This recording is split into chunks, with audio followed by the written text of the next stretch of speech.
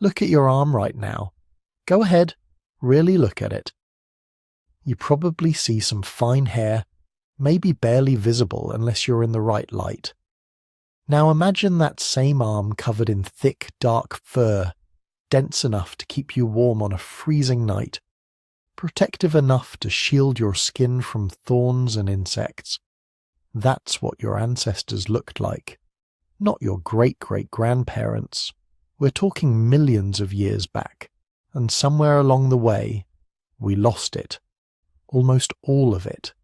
Today, humans are the only primates walking around essentially naked. Chimpanzees have fur, gorillas have fur, orangutans, bonobos, every single one of our closest relatives is covered head to toe in protective hair. But us? We're bizarre. We're the weird ones. Out of over 5,000 mammal species on Earth, we're one of the very few that decided fur wasn't necessary anymore. We're in the same category as elephants, rhinos, hippos, and whales. And there's a reason those animals are hairless. They're either massive and live in hot climates, or they live in water. We're neither. So what happened? Why did we lose our fur when every other primate kept theirs? This isn't just a curiosity. This is one of the most important questions in human evolution. Because losing our fur changed everything. It changed how we hunt, how we survive heat, how we communicate, even how we think about each other.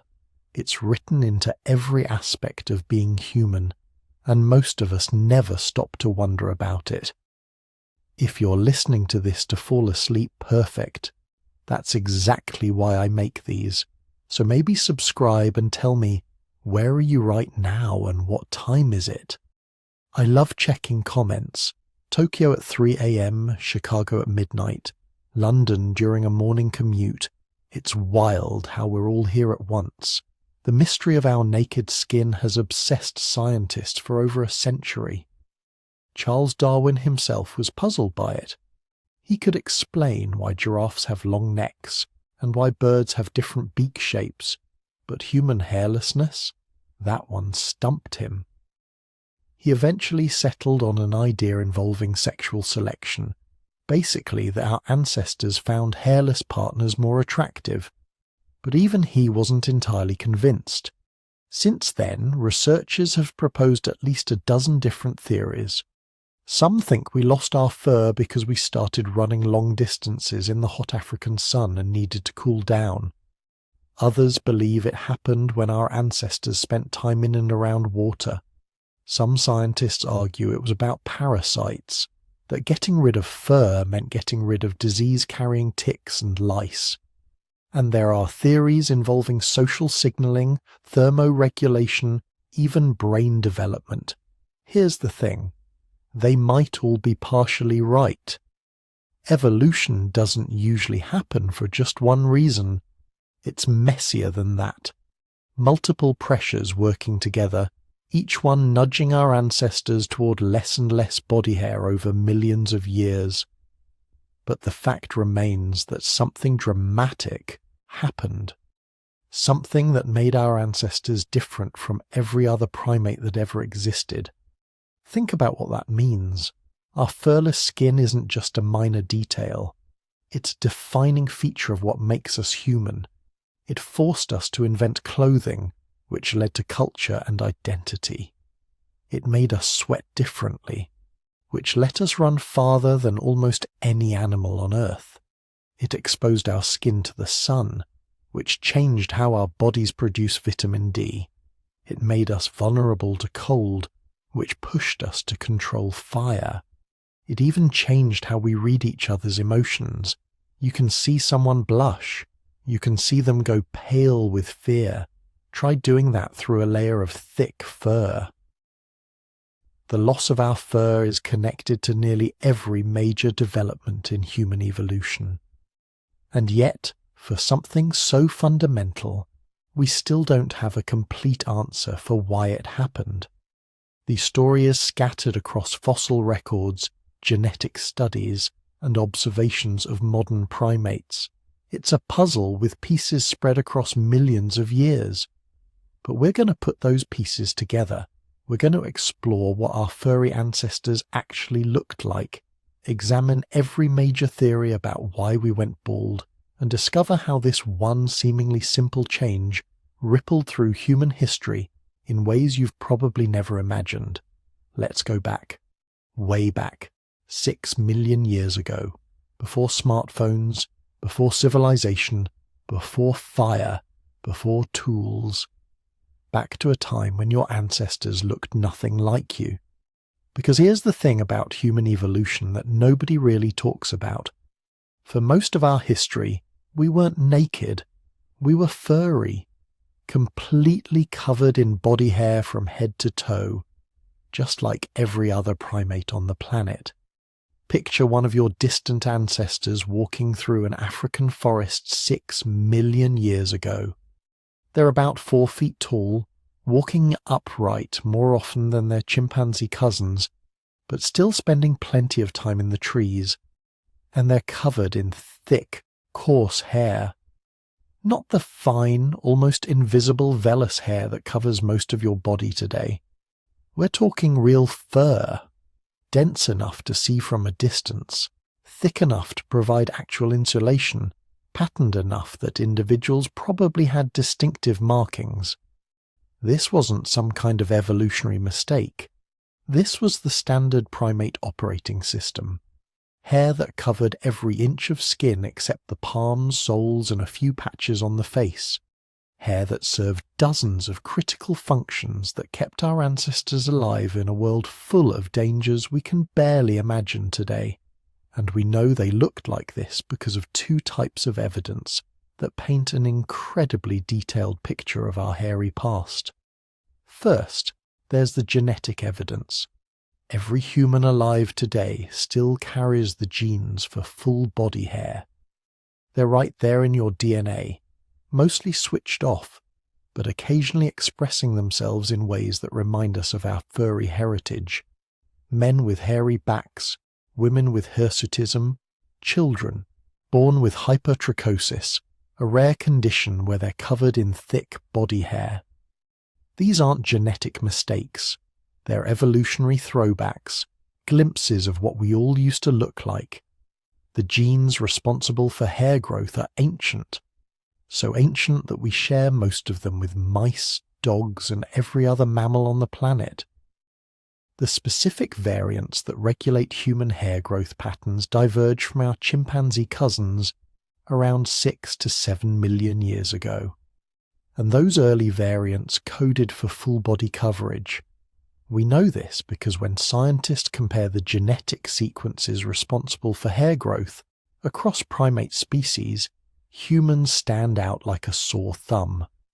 We have all the genes for thick body hair. We just have additional regulatory sequences that suppress their expression over most of our bodies. It's like having a fully functional car sitting in your garage with the emergency brake permanently engaged. All the parts work, they're just being held back by a few extra control mechanisms that evolved. Relatively recently, this tells us something crucial. Hair loss in humans wasn't about losing the genes for hair. It was about evolving new switches that turned those genes off in specific locations. The second line of evidence comes from comparative anatomy. Look at a chimpanzee. I mean, really look at one. Under that dark fur, their skin is pale, almost white. The hair isn't just decoration. It's protection from the sun, insulation against cold nights, a barrier against insects and parasites. Now look at human skin color distribution. The darkest skin pigmentation appears in populations that have lived near the equator for the longest time. This is a clue, a big one. If our ancestors had kept their fur, they wouldn't have needed dark skin. The hair would have provided protection from UV radiation. The fact that populations develop dark skin after losing their hair tells us the hair loss came first, and the pigmentation adaptation came later. But what exactly did that ancestral fur do for our early ancestors? Why was it so important that every primate species kept it for millions of years? Let's start with thermoregulation. Fur is one of nature's most sophisticated climate control systems. It works both ways, keeping heat in when it's cold, keeping heat out when it's hot. Those dense layers of hair trap air close to the skin, creating an insulating barrier that moderates temperature changes. On a cold night in the African forest, when temperatures could drop to 50 degrees Fahrenheit or lower, that fur would have been the difference between comfortable sleep and dangerous hypothermia. But it wasn't just about staying warm. In the heat of the day, properly maintained fur actually helps keep you cool. The hair creates a barrier between direct sunlight and the skin, preventing solar radiation from heating the body directly. Watch a lion or a wolf in the summer. They don't lose their coats. The fur shades their skin, allowing air circulation underneath while blocking the most intense heat. Our ancestors' fur would have worked the same way. As long as they stayed in forested environments with plenty of shade and limited their activity during the hottest parts of the day, fur was a net positive. It protected them without overheating them. Then there's physical protection. Primate fur isn't soft and fluffy like a rabbit's. It's coarse, sometimes dense enough to deflect thorns, prevent insect bites, cushion minor impacts.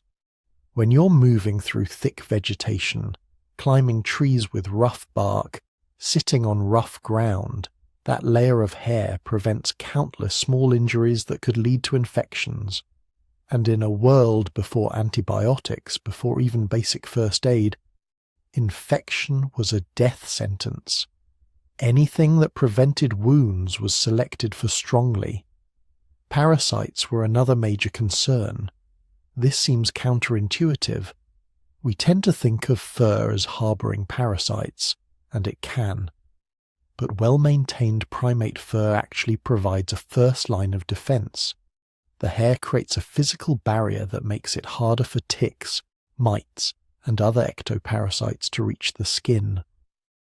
Modern great apes spend hours every day grooming, picking through each other's fur to remove parasites and debris. This isn't just hygienic, it's social. Grooming bonds strengthen group cohesion, establish hierarchies, maintain alliances. For our furry ancestors, that coat of hair was the foundation of their entire social system. And speaking of social systems, fur provided crucial communication functions. Primate hair isn't uniform. It forms patterns, highlights, colour variations that help individuals recognise each other. It can be raised when an animal is angry or frightened, making them look larger and more threatening. It changes texture and appearance with age, providing visible signals about an individual's maturity and health status. Chimpanzees have distinctive facial hair patterns, lighter-coloured beards, expressive eyebrow regions. Gorillas develop silver backs as they mature, a clear signal of dominance and breeding status.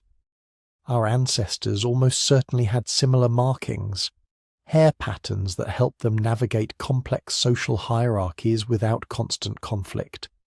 So when did we start losing all this functional, socially important protective body hair? The honest answer is we don't know exactly. Hair doesn't fossilize. You can't dig up a 3 million-year-old skeleton and tell whether it was furry or naked, but we can make educated guesses based on indirect evidence. And those guesses point to a surprisingly recent timeline. The earliest hominids, species like Sahelanthropus and Aurorin, who lived 6 to 7 million years ago, were almost certainly fully furred.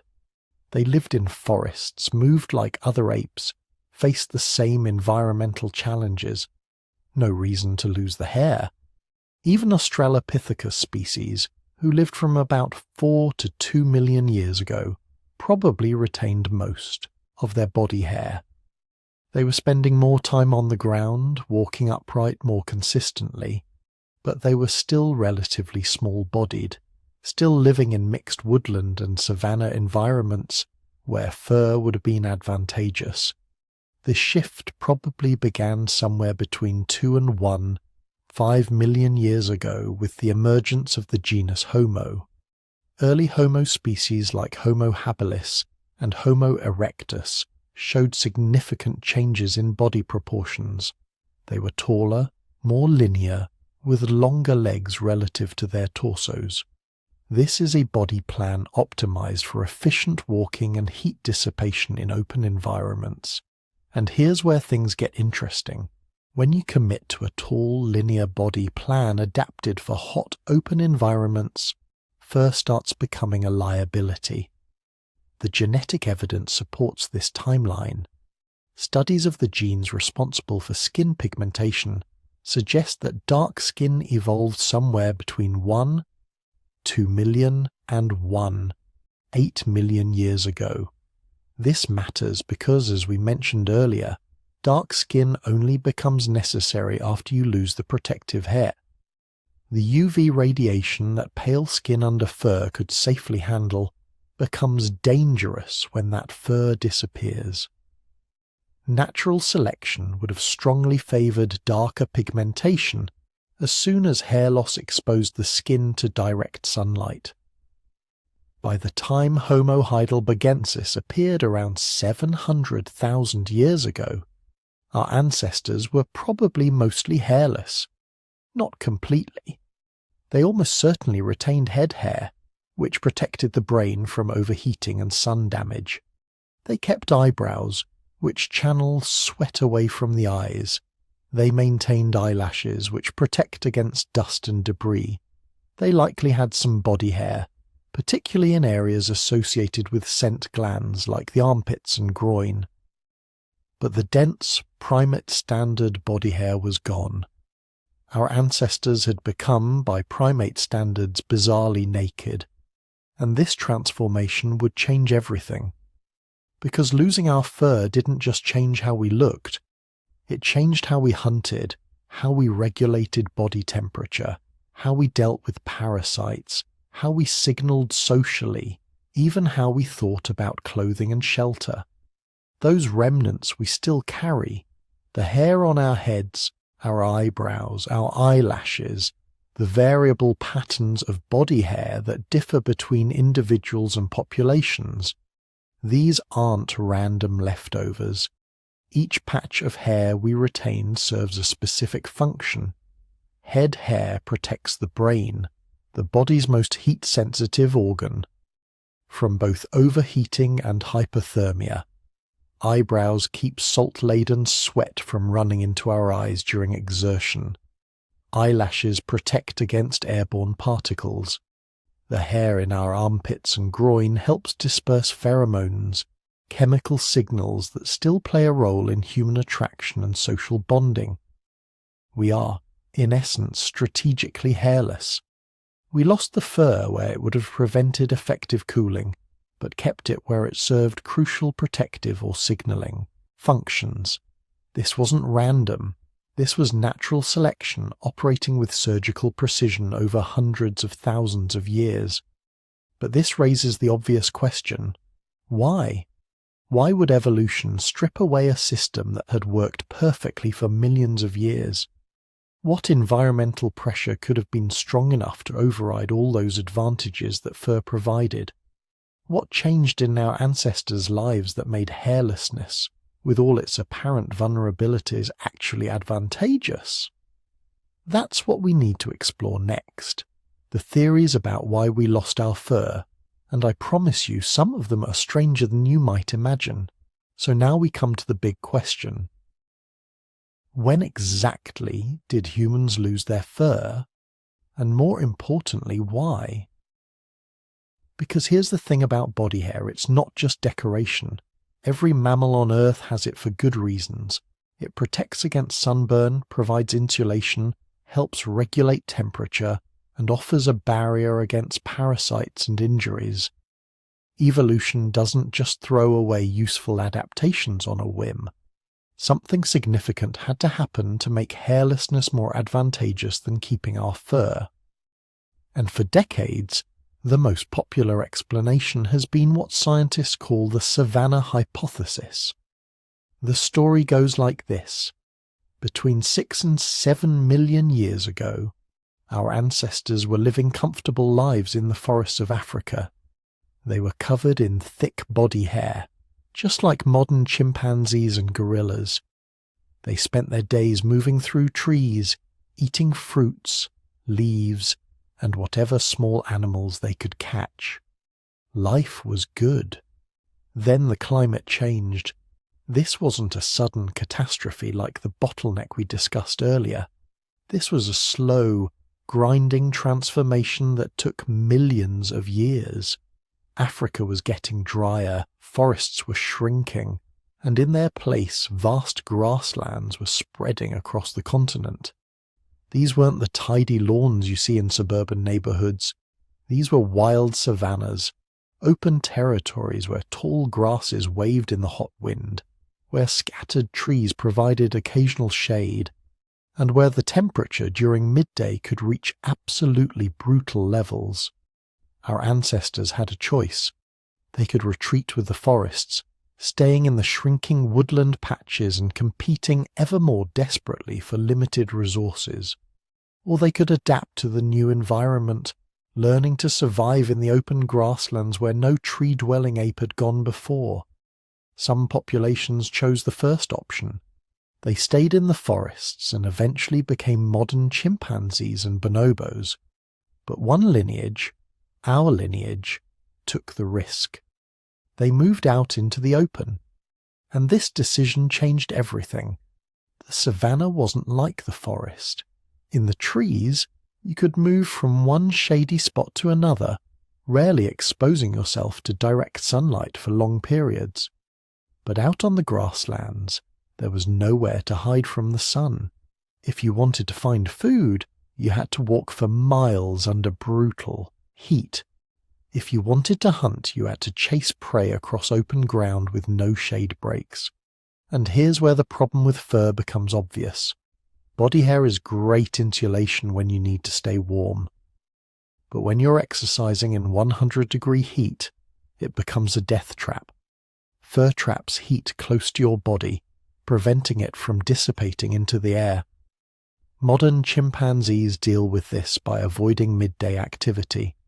They rest in the shade during the hottest hours, only moving around during cooler morning and evening periods. But our ancestors couldn't afford that luxury, because around the same time they were moving into the savannas, they were developing something revolutionary: bipedalism, walking upright on two legs. This adaptation is usually explained in terms of efficiency. Walking on two legs uses less energy than knuckle walking on all fours, letting you cover more ground with less effort. But bipedalism had another crucial advantage that's often overlooked. It reduced sun exposure. When a chimpanzee walks on all fours, its entire back is exposed to direct overhead sunlight. That's a huge surface area absorbing solar radiation, but when you stand upright, only your head and shoulders get hit by the midday sun. Everything else is shielded by your own body. This reduces heat load by about 60%. That's enormous. But even with reduced sun exposure, the savanna was still brutally hot. And this is where hairlessness enters the picture. Our ancestors needed a better cooling system, and nature had already provided the solution: sweating. Now, lots of animals sweat. But most mammals only have sweat glands in limited locations, like their paws. And the sweat glands they do have are called apocrine glands, which produce thick, oily sweat that's great for scent communication, but pretty useless for cooling. Humans are different. We're covered in eccrine sweat glands, millions of them distributed across our entire body. These glands produce thin, watery sweat that evaporates quickly, carrying heat away from the skin with incredible efficiency. It's one of the most effective cooling systems in the animal kingdom, But here's the crucial detail. Eccrine sweat glands only work efficiently on bare skin. If you're covered in thick fur, the sweat gets trapped in the hair, where it just sits there being useless instead of evaporating and cooling you down. So the hypothesis goes like this. As our ancestors adapted to Savannah life and developed bipedalism, natural selection began favouring individuals with less body hair and more eccrine sweat glands. These individuals could stay active during the hottest parts of the day. They could walk further to find food. They could hunt more effectively. Most importantly, they could practice what anthropologists call persistence hunting. This was the game changer. The hunting strategy that might have driven human evolution more than any other factor. Here's how it worked. You pick out a target animal, usually something like an antelope or a kudu. Then you just start jogging after it. Not sprinting, just a steady jog. The animal bolts, running at full speed until it's far ahead of you. But you keep jogging. Eventually you catch up again. The animal runs away again. You keep jogging. Over and over for hours, sometimes for an entire day. The animal is faster than you in short bursts. But it can't sweat effectively. It can only cool down by panting, which means it has to stop running to catch its breath. Meanwhile, you're cooling down continuously through evaporative sweating. You never have to stop. You can jog for hours without overheating. Eventually, the animal simply collapses from heat exhaustion. Its internal temperature rises to dangerous levels. Its muscles stop working properly, and you walk up and kill it with a spear or a rock. It sounds brutal because it is, but it's also remarkably effective. Modern hunter-gatherers in the Kalahari Desert still practice persistence hunting, and they can bring down animals that would be impossible to catch any other way. And this hunting strategy only works if you're hairless and covered in eccrine sweat glands. With fur, you'd overheat and collapse long before your prey did. Without fur, you become the most dangerous long-distance predator on the planet. The paleoclimate evidence supports this scenario. Between 3 and 4 million years ago, we see a dramatic expansion of grasslands across East Africa. This matches perfectly with the fossil record showing our ancestors developing bipedalism and leaving the forests. By 2 million years ago, we have early Homo species that show clear adaptations for long-distance running, including changed leg proportions, modified foot architecture, and enlarged buttock muscles for stabilizing the trunk during running. These are the bodies of persistence hunters, and they would have needed hairlessness to make the strategy work. But there's more to the story. Hairlessness wasn't just about hunting. It was about surviving in a completely new environment where the old rules didn't apply. In the forest, overheating was rarely a problem. But dehydration was constant because water sources were scattered and unreliable. Our savanna-adapted ancestors needed to travel long distances between water holes, often carrying food or tools with them. This meant hours of walking in direct sunlight. Without an efficient cooling system, this would have been impossible. With hairlessness and eccrine sweating, it became routine. The genetic evidence adds another piece to the puzzle. Studies of skin pigmentation genes suggest that humans developed dark skin around 1.2 million years ago, right around the time we are losing most of our body hair. This makes perfect sense. Body hair protect against UV radiation. Once you lose that protection, you need something else to prevent skin damage and skin cancer. Dark skin, loaded with melanin pigment that absorbs and scatters UV rays, provided that protection. So the sequence probably went like this: savanna adaptation, then bipedalism, then gradual hair loss combined with increased sweating capacity, then darker skin pigmentation to protect newly exposed skin from sun damage. Each adaptation building on the previous ones, creating a complete package optimized for surviving in open, hot environments. But as compelling as the Savannah hypothesis sounds, it's not without problems. The biggest criticism is that the timeline doesn't quite match up.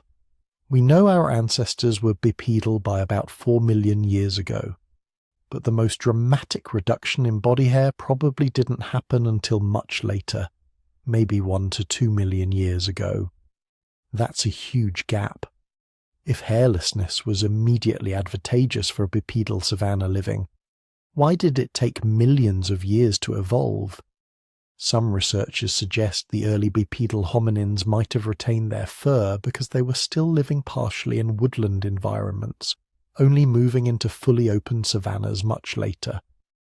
Others think hairlessness might have evolved in stages, with different body regions losing hair at different times and for different reasons. Another problem is that not all populations living in hot, open environments are hairless.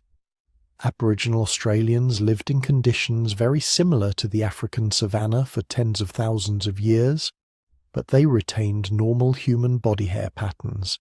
They didn't evolve to become more hairy just because the savanna hypothesis suggests hairlessness is optimal for those environments. This suggests that once hairlessness evolved, it became fixed in human populations regardless of local climate conditions, which means maybe it wasn't purely about savanna adaptation after all. Then there's the question of persistence hunting itself. While it's true that some modern hunter-gatherers practice this technique, it's far from universal. Many successful hunting societies have never used persistence hunting at all. So maybe it wasn't as important to human evolution as the hypothesis suggests. Maybe hairlessness evolved for different reasons, and persistence hunting was just a useful side benefit that some populations figured out how to exploit. Despite these criticisms, the savanna hypothesis remains the most widely accepted explanation for human hairlessness. It connects multiple lines of evidence into a coherent narrative. Climate change driving habitat change favouring bipedalism creating thermal challenges selecting for hairlessness and improved sweating. Each step follows logically from the previous one, and the end result, hairless, sweating, long-distance running humans, matches exactly what we see in the fossil and genetic records. But science is never about finding one perfect explanation and calling it done. It's about testing hypotheses, identifying problems, and refining our understanding. The savanna hypothesis might explain much of human hairlessness, but it probably isn't the whole story. Other factors, other selective pressures, other evolutionary forces were almost certainly involved. And that's what makes this mystery so fascinating. We're not just asking why humans lost their fur. We're asking what it means to be human. How did we become this strange, hairless, sweating species that can run for hours under the blazing sun? What combination of environmental pressures and random mutations and selective advantages created something so unique in the mammalian world? The savanna hypothesis gives us part of the answer, but only part. The full story is more complex, more nuanced, and far more interesting than any single explanation can capture. The basic idea goes like this. Sometime between 7 and 8 million years ago, our ancestors weren't living on the African savanna. They were living along coastlines, in estuaries, spending significant time in shallow water. Not as fully aquatic creatures like dolphins or seals, but as semi-aquatic primates who waded through tidal pools, foraged for shellfish, and used water as a refuge from predators. And during this aquatic phase they lost their fur. The theory was first proposed by marine biologist Alistair Hardy in 1960, then developed extensively by writer Elaine Morgan starting in the 1970s, and from the moment it was published the scientific establishment hated it, absolutely despised it. Paleoanthropologists lined up to tear it apart, calling it speculative, unfalsifiable, based on superficial similarities rather than solid evidence. But here's the thing. Morgan and Hardy were asking legitimate questions, questions that mainstream theories struggle to answer satisfactorily. Start with the most obvious one. Why are humans the only primates without fur? Every other ape, gorillas, chimps, orangutans, they're all covered in thick body hair, but humans were basically naked. Now, the savanna hypothesis says we lost our fur to stay cool while running in open grasslands, but plenty of savanna mammals have fur. Zebras, wildebeest, lions, they all manage just fine with full coats, so why did only humans need to become naked?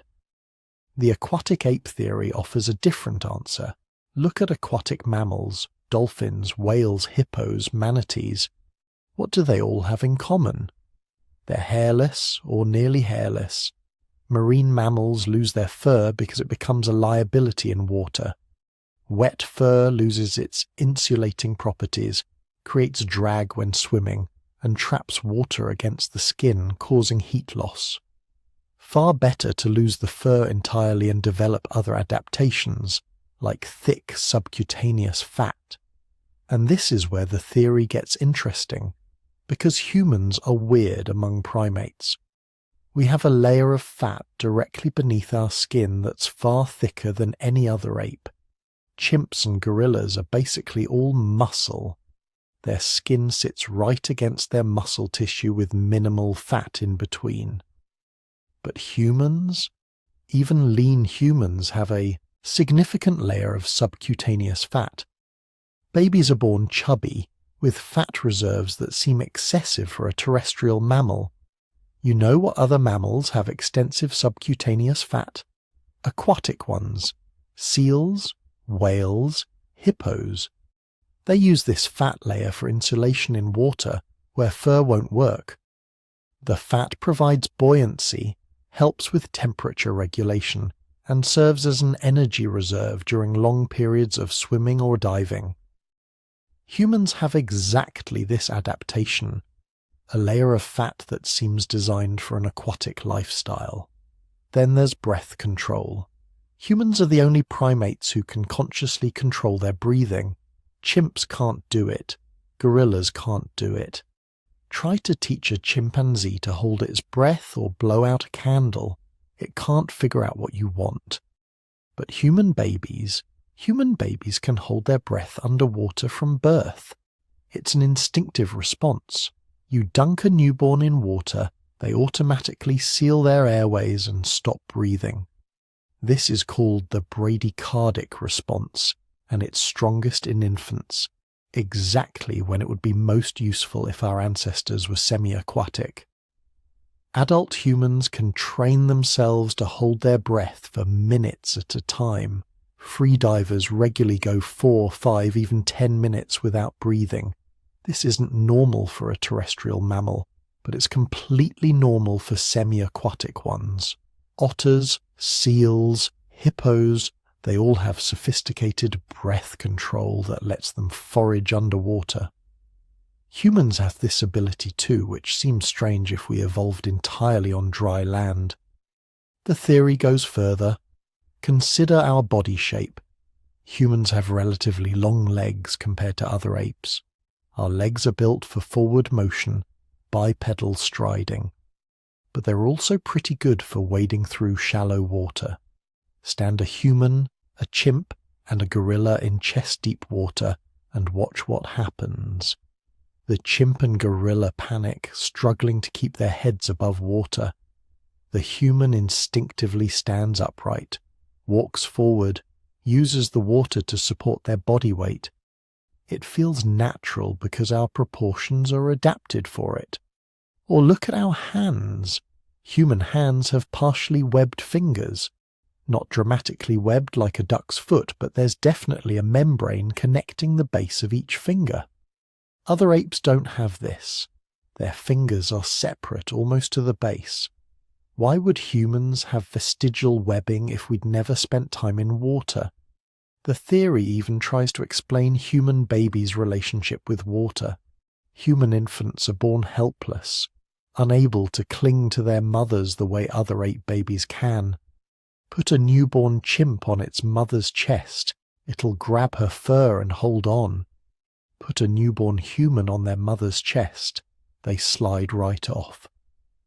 We lack the gripping reflex that all other primates have. But human babies are natural swimmers. From birth, they can coordinate their limbs in a swimming motion, hold their breath underwater, and seem remarkably comfortable in aquatic environments, as if that's where we evolved to spend our earliest months. Morgan and Hardy even propose specific geographic locations for this aquatic phase. They suggested the East African Rift Valley during a period when it was flooded by lakes and inland seas, or the shores of the Mediterranean, where sea levels fluctuated dramatically, or coastal regions of Africa where early hominins might have exploited rich marine resources, places where our ancestors could have waded through shallow waters, diving for shellfish, catching fish in tidal pools, using the water as protection from terrestrial predators.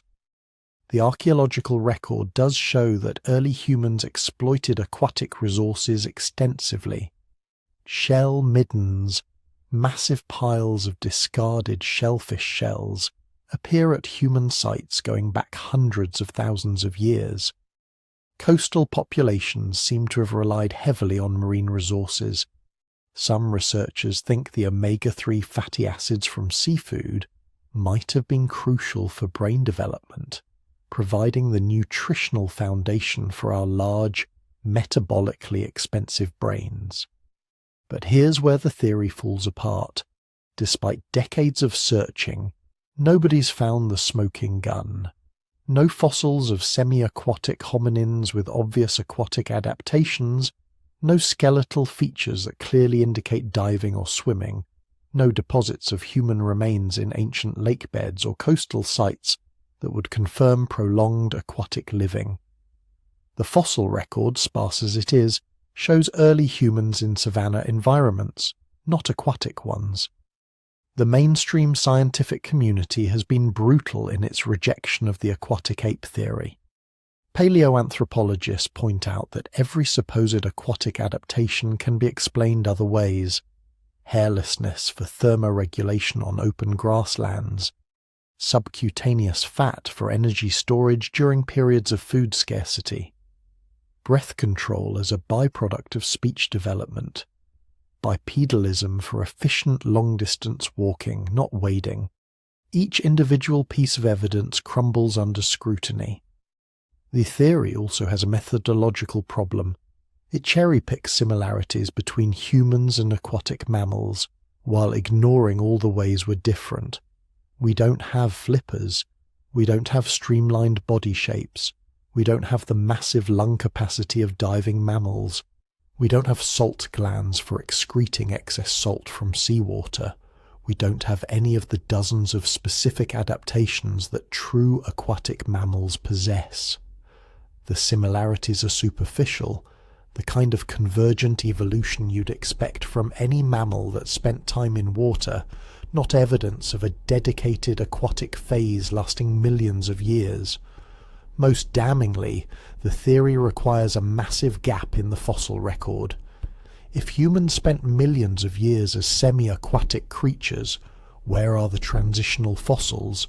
Where are the proto-humans with intermediate adaptations? The fossil record isn't complete, but it's not that incomplete. We've found fossils of early hominins in all sorts of environments. None of them show clear aquatic specializations. Yet the theory won't die. It keeps coming back, keeps attracting supporters, keeps generating debate. Why? Because it explains certain things so elegantly. The hairlessness, the fat, the breath control, the ease with which humans take to water. Babies who can swim before they can walk. Adults who can train themselves to free dive to extraordinary depths. Populations around the world who live almost amphibious lifestyles, spending hours each day in water. Maybe the truth is somewhere in the middle. Maybe our ancestors weren't fully aquatic, but they weren't fully terrestrial either. Maybe they were what ecologists call facultative aquatic animals, creatures equally comfortable on land and in water, exploiting resources from both environments. Early humans living along lake shores and coastlines, wading through shallows to gather shellfish, diving for sea urchins, catching fish in tidal pools, not spending enough time in water to become truly aquatic, but enough to lose their fur and develop some water-friendly adaptations. There's some genetic evidence for this compromised position. Studies of human populations that have lived by water for thousands of years show adaptations for diving and swimming. The Bahau people of Southeast Asia, who spend up to 5 hours a day underwater fishing, have evolved larger spleens that store oxygenated blood, allowing longer dive times. This suggests humans can adapt to aquatic lifestyles relatively quickly, and that such adaptations might have occurred repeatedly throughout our evolutionary history. So maybe the aquatic ape theory isn't entirely wrong. Maybe it's just overstated. Maybe our ancestors did spend significant time in and around water, enough to influence our evolution in subtle but important ways. Not enough to turn us into seals or dolphins, but enough to make us the only apes who can swim naturally, hold our breath consciously, and walk upright through chest-deep water without panic. The scientific community still rejects the theory in its strong form, but elements of it, the recognition that early humans exploited aquatic resources extensively, that water may have played a bigger role in our evolution than previously thought, these ideas are slowly being incorporated into mainstream thinking, not as a replacement for Savannah hypotheses, but as a complement, a recognition that human evolution was complex, multifaceted, influenced by many environments and many selective pressures, because that's how evolution actually works. Not through single dramatic adaptations, but through gradual accumulation of changes driven by complex environmental pressures. Maybe we didn't need to be fully aquatic to lose our fur. Maybe we just needed to spend enough time in water that hairlessness became advantageous. Combined with heat stress on savanna, combined with parasite pressure, combined with social signaling, combined with a dozen other factors we haven't even considered yet. Human hairlessness probably doesn't have a single simple explanation. It's the product of multiple evolutionary pressures working together over millions of years.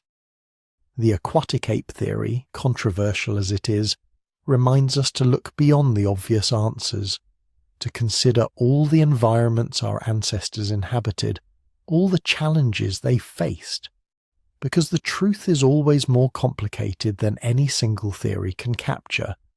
But there's another possibility, one that's less romantic than running across sunlit savannas, less controversial than swimming in ancient lakes. It's grittier, more disturbing, and possibly more important than any other explanation for why we lost our fur. Parasites. Not the most pleasant topic for a bedtime story, but stay with me here. Because what lives in fur might have been the real driving force behind human hairlessness, and the evidence is written in the DNA of creatures so small you'd need a microscope to see them, yet so deadly they've killed more humans than all the wars in history combined. Let's start with something simple. You're a human ancestor living 2 million years ago. You're covered in fur, just like your chimp relatives. And that fur is home to an entire ecosystem of creatures that see you as their personal planet. Lice crawling through the thick hair on your scalp and body, laying eggs that hatch into more lice. Ticks burrowing into your skin wherever the fur is thick enough to hide them from your picking fingers.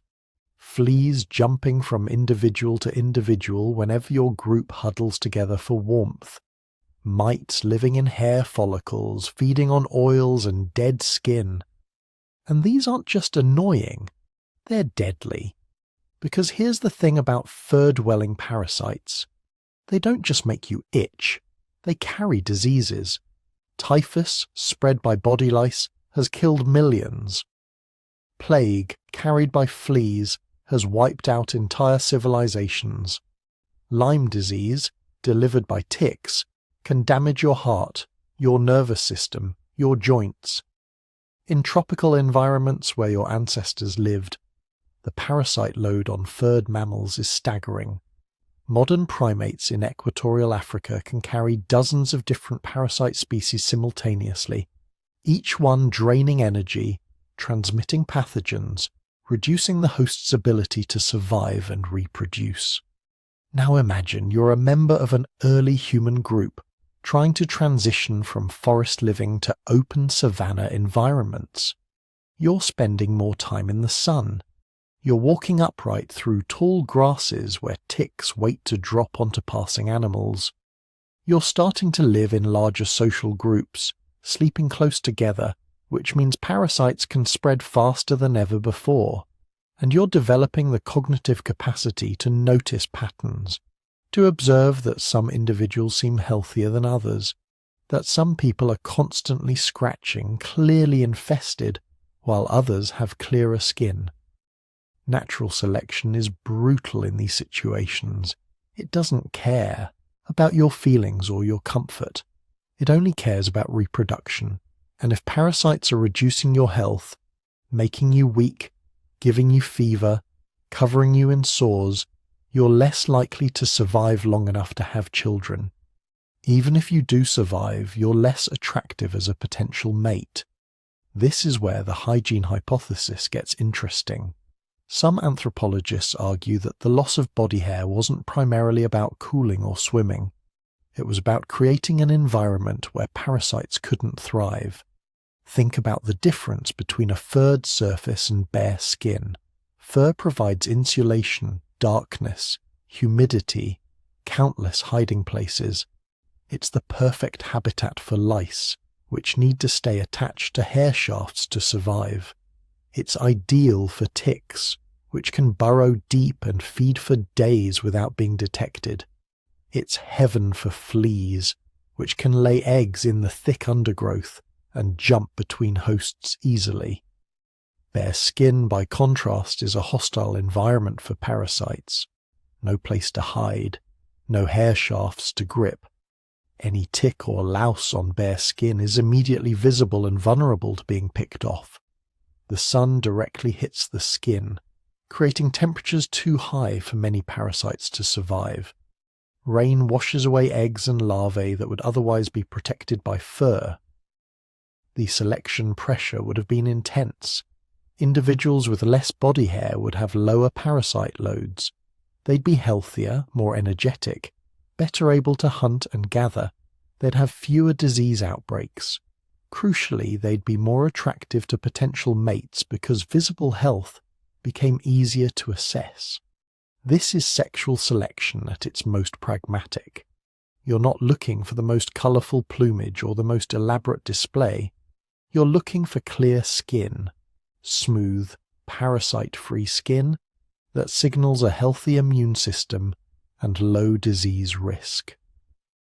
In environments where parasites are a major cause of death and disability, choosing a mate with visible evidence of parasite resistance could be the difference between your children surviving or dying young. The genetic evidence supports this timeline in fascinating ways. We know humans have 3 types of lice: head lice, which live in scalp hair; body lice, which live in clothing and only visit skin to feed; and pubic lice, which are actually more closely related to gorilla lice than to other human lice.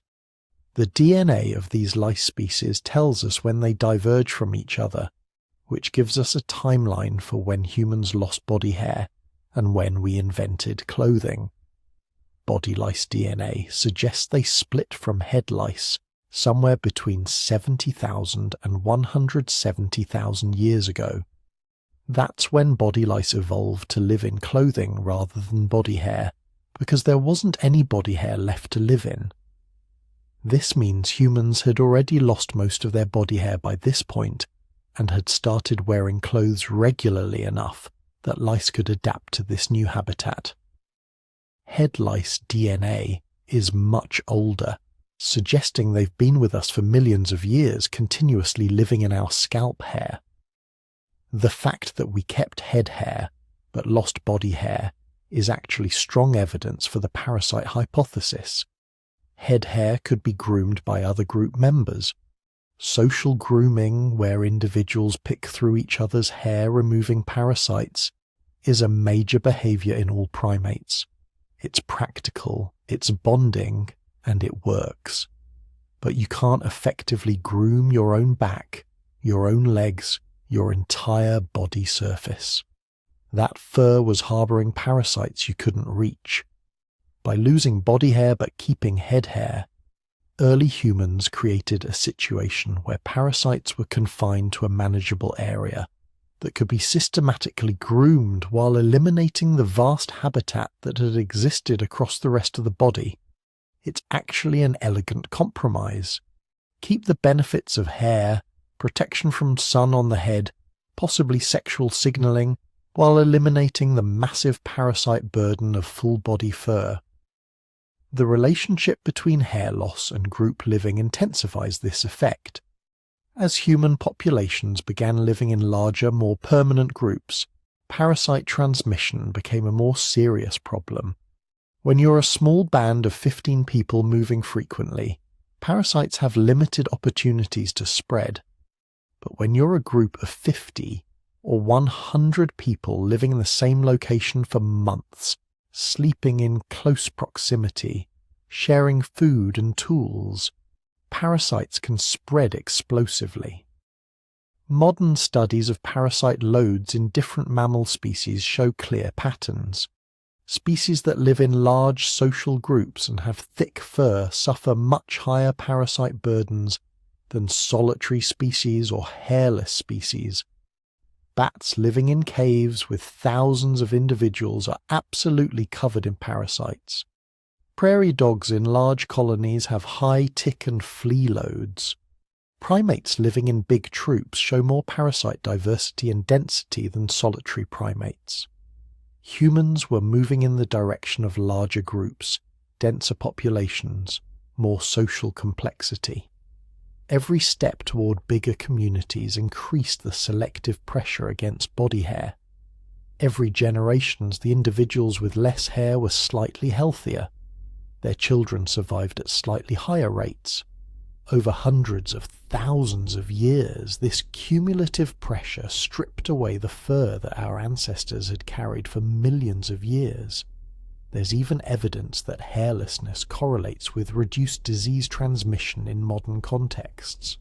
Studies comparing infection rates between body regions show that hairy areas, armpits, groin, are more prone to bacterial and fungal infections than hairless areas. The warm, moist environment created by hair provides ideal conditions for pathogens. Historical records show that soldiers who shaved body hair in tropical environments had lower rates of certain diseases than those who didn't. Of course, losing hair created new problems. Without fur, humans became vulnerable to sunburn, heat loss at night, and injuries from vegetation and insects. But these costs were apparently worth the benefits of reduced parasite load, and humans solved these new problems with technology. Clothing for warmth and protection, shelter for avoiding sun and rain, fire for warmth during cold nights, tools for processing food that might have become harder to eat without the jaw strength that often correlates with fur coverage. The parasite hypothesis also explains some puzzling details about human body hair distribution. We didn't lose all our hair. We kept significant hair in the armpits and groin, areas that coincidentally produce strong scent signals from apocrine glands. This suggests that hair in these regions might have been retained for social signaling, chemical communication that was important enough to outweigh the parasite costs. We also kept our eyelashes and eyebrows, which serve clear protective functions for our eyes. These hairs are coarse, regularly shed, and much less hospitable to parasites than the fine, dense body fur of our ancestors. They protect without harbouring the ecosystem of bugs that body fur supported, and we kept, as mentioned, our head hair, which could be long and thick. But head hair is unique. It's the one area of the body where other group members can effectively help with parasite control. Social grooming of head hair became a major bonding behaviour in human societies, something we still see echoes of in hairstyling, haircuts, and the intimacy of touching someone's hair. The timing of hair loss, probably between 1 and 2 million years ago based on genetic evidence from skin pigmentation genes, coincides with other major transitions in human evolution. This is when brain size is increasing rapidly, when tool use is becoming sophisticated, when group sizes are growing, when humans are spreading into new environments with different parasite pressures. It's possible, maybe even likely, that hair loss was part of a package of adaptations that all reinforced each other. Bigger brains needed better cooling, which hairlessness provided. Larger groups needed better parasite control, which hairlessness enabled. More sophisticated social structures benefited from visible health signals, which bare skin revealed. Better tool use allowed clothing manufacture, which compensated for the loss of fur's protective functions. None of these factors alone might have been enough to drive the evolution of hairlessness. But together, they created a situation where losing fur provided multiple simultaneous advantages. Parasites might not have been the only reason we lost our hair, but they were probably a major part of the equation. A constant, deadly evolutionary pressure that shaped our bodies in ways we're still living with today. Every time you look at your smooth arm or leg, you're seeing the result of millions of years of warfare against creatures so small you can barely see them. Creatures that once called your ancestors' fur home. Creatures that our lineage eventually evicted by burning down the house. But let's step back from the drama of bottlenecks and survival for a moment, because there's another revolution happening in the background of this story, something so fundamental to what makes us human that we barely notice it anymore. Something that's literally dripping off your body right now if you're doing anything more strenuous than lying perfectly still in an air-conditioned room. I'm talking about sweat. Here's the thing. You are covered, absolutely covered, in somewhere between 2 and 4 million specialized glands whose sole purpose is to produce salty water and squirt it onto your skin surface. That might sound gross, but it's actually one of the most sophisticated cooling systems ever evolved by any mammal on Earth. And it only works because you're naked. Let me explain why this matters so much. Every mammal faces the same fundamental problem. Bodies generate heat. Muscles working, hearts pumping, brains thinking. All of this produces thermal energy that has to go somewhere. For most mammals, this isn't a huge deal. They can pant, seek shade, reduce activity during the hottest parts of the day. But for the human ancestors spreading across Africa during and after the bottleneck, the heat problem was becoming critical, because they weren't just surviving anymore, they were walking, endlessly walking, tracking game animals, searching for water, moving between seasonal food sources, and they were doing it under the African sun in the middle of the day, when every other predator had the good sense to rest in the shade.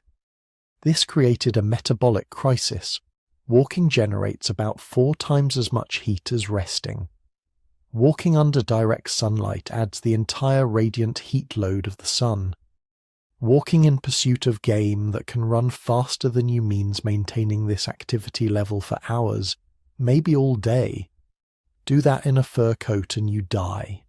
Not might die. Will die. Hypothermia, heat stroke, organ failure. Your brain cooks inside your skull before you catch anything worth eating. Evolution had a choice to make. Either humans stay hairy and accept the limitations that come with it, restricted activity periods, shorter pursuit distances, less ambitious hunting strategies, or humans lose the hair and develop something better. They developed something better. The human sweating system is genuinely extraordinary. Other mammals have sweat glands, sure, but they're usually concentrated in specific areas. Paw pads, or around the nose.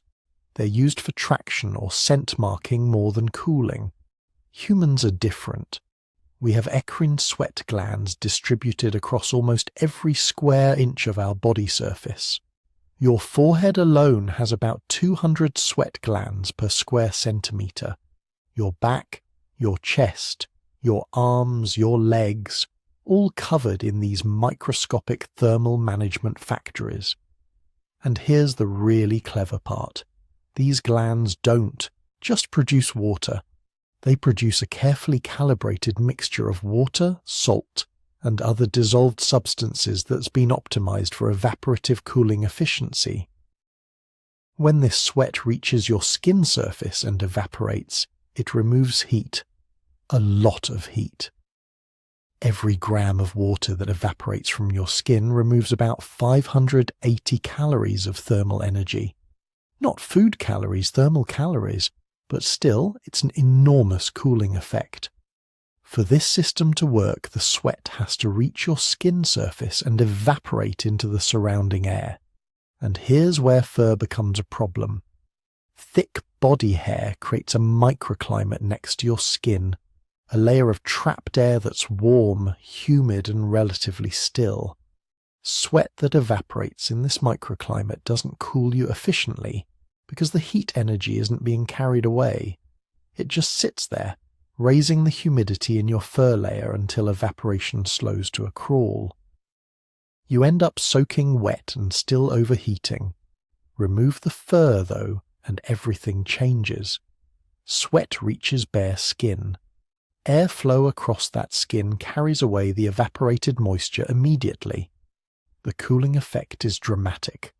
Studies show that naked humans can maintain comfortable body temperatures during exercise in conditions that would quickly incapacitate furred mammals of similar size. This wasn't just convenient, this was transformative, because suddenly your ancestors could hunt in ways that were impossible for almost any other predator. They developed what anthropologists call persistence hunting. You find a herd of antelope, you start walking toward them at a steady pace. They run away, obviously. They're much faster than you, but they're covered in fur. They can sprint, but they can't cool down while moving. After a few minutes, they have to stop and pant, standing in whatever shade they can find, trying to bring their body temperature back down. While they're stopped, you keep walking. You don't run, you just walk. Steady, relentless, hour after hour. The antelope see you coming and run again. Stop again to cool down. Run again. And you just keep walking. Your eccrine sweat glands are pumping out moisture. Your bare skin is evaporating it efficiently. Your body temperature stays stable. After 6, 8, maybe 12 hours of this, the antelope collapses. Its cooling system has failed. It's in heat stroke, unable to run anymore, and you walk up and kill it with your spear. This sounds almost like science fiction, but it's not. Modern persistence hunters in the Kalahari Desert still use these techniques. They can run down kudu, one of the fastest antelopes in Africa, in the middle of the day, in temperatures that would kill most predators. They do it because they're naked and they can sweat. But evolution doesn't give gifts without costs. The same hair loss that made this incredible cooling system possible created new vulnerabilities. Fur isn't just insulation against cold, it's also protection against sunlight. The African sun at midday delivers about 1,000 watts of radiant energy per square meter. That's like standing under 10 100-watt light bulbs. except these light bulbs include ultraviolet radiation that damages DNA and causes skin cancer. Hairy mammals don't worry much about this. Their fur absorbs and reflects most of the UV before it reaches the skin. Naked humans, though, they needed a different solution. They developed dark skin. Melanin, the pigment that gives skin its color, is nature's sunscreen. It absorbs UV radiation before it can damage the DNA in skin cells. The more melanin you have, the darker your skin, and the better protected you are from solar radiation. This is why all early humans had dark skin. Not some of them, all of them. Every human living in Africa during and after the bottleneck would have had skin as dark as the darkest modern Africans. This wasn't a racial characteristic. It was a survival requirement. Lose your fur in equatorial Africa without developing dark skin, and you're selecting yourself out of the gene pool fast. Skin cancer, yes, but also acute sunburn damage that interferes with that crucial sweating function. Natural selection wouldn't tolerate that. So the package evolved together.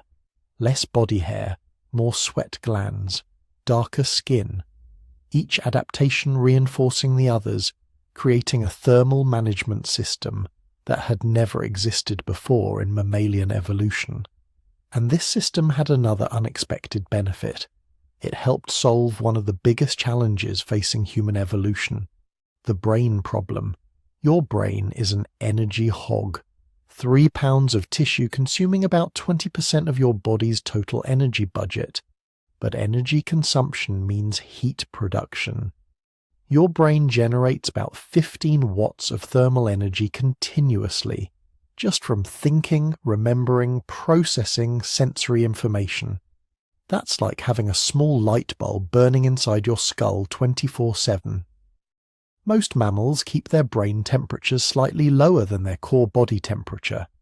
They use specialized blood vessel structures in the nasal passages to cool blood before it reaches the brain. It works fine for brains that are using modest amounts of energy. But the human lineage was evolving larger and larger brains. More neurons, more connections, more metabolic activity, more heat. At some point, the standard mammalian brain cooling system wasn't going to be enough. This sweating revolution solved this.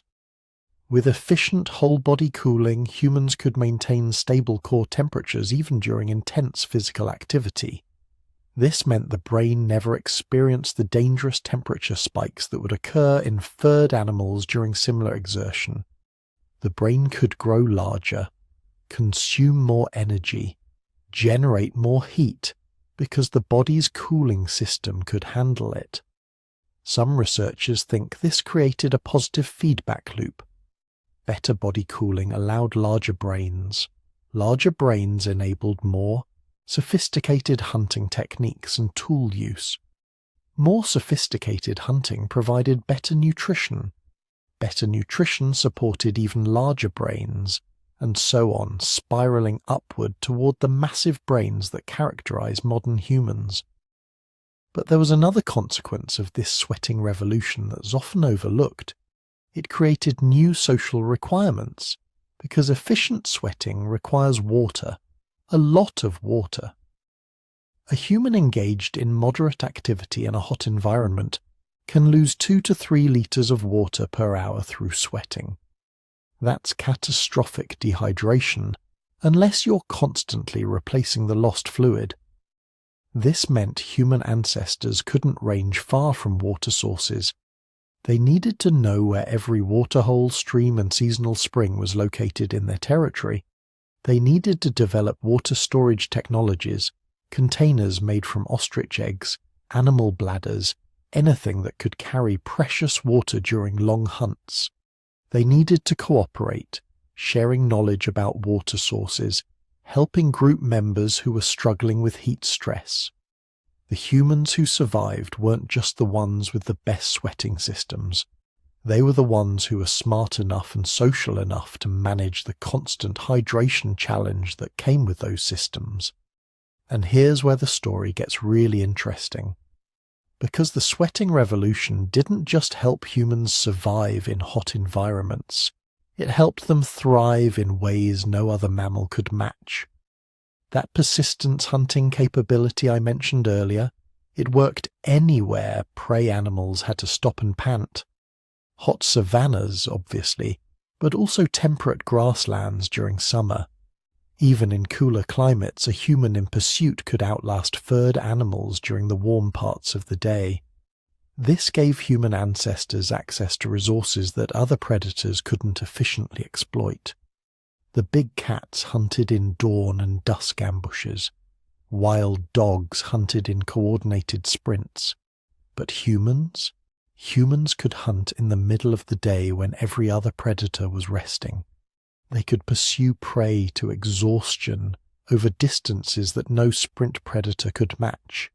They could, quite literally, run the biggest, fastest animals on Earth into the ground through the simple application of bare skin and sweat glands. This wasn't the only reason humans lost their fur. The other theories, parasites, sexual selection, aquatic adaptations, they all probably contributed something. Evolution rarely has single causes for complex traits. But the thermoregulation revolution, this was transformative. This was the adaptation that let humans become pursuit predators despite being relatively slow and weak. This was what let human brains grow large without cooking inside their skulls. This was what forced human ancestors to develop sophisticated social systems for managing water resources. In short, this was one of the key innovations that made us human. And it only worked because we were willing to go naked into a world where every other mammal kept its fur coat on. But here's where the story gets really interesting. Because all those practical explanations, running in the heat, swimming in water, avoiding parasites, they only tell part of the story.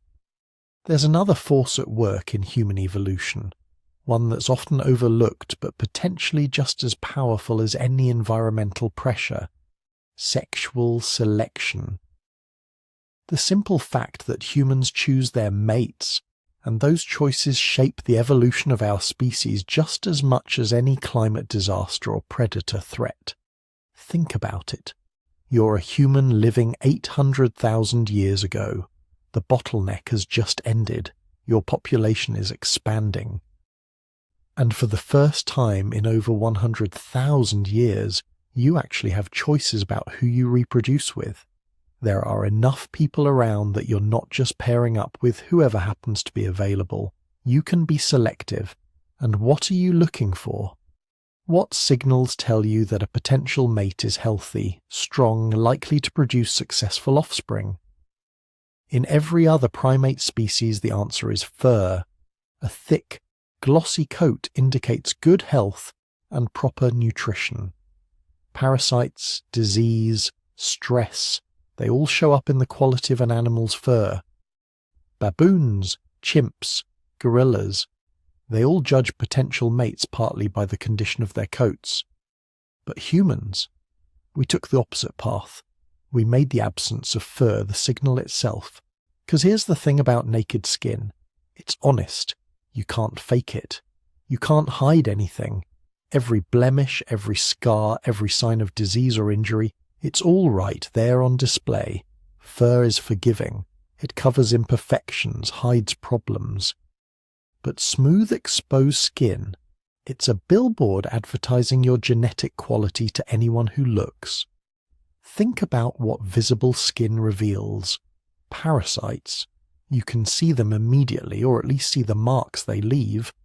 No wondering if that potential mate is carrying a load of ticks and lice under their fur. Diseases? Most of them show up on the skin before anywhere else. Rashes, lesions, discoloration. They're all immediately visible. Nutritional status? Healthy skin glows. Malnourished skin looks dull, flaky, aged. Scars tell stories about past injuries and how well they healed.